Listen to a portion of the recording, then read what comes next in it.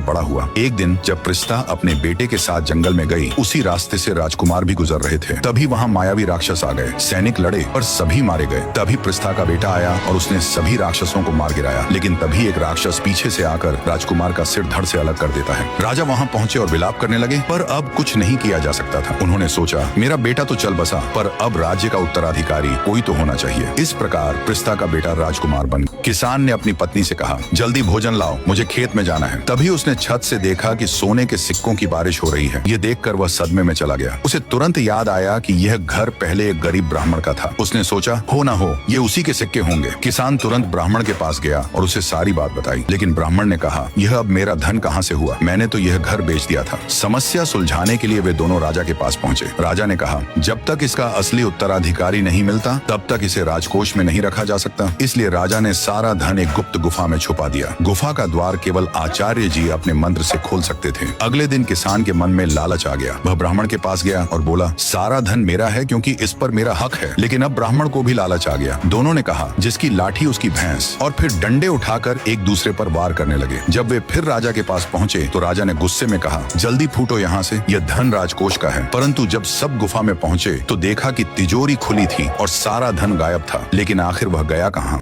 जैसे ही राजा, किसान और ब्राह्मण गुफा में पहुंचे, देखा सारा माल खाली और तिजोरी खुला था।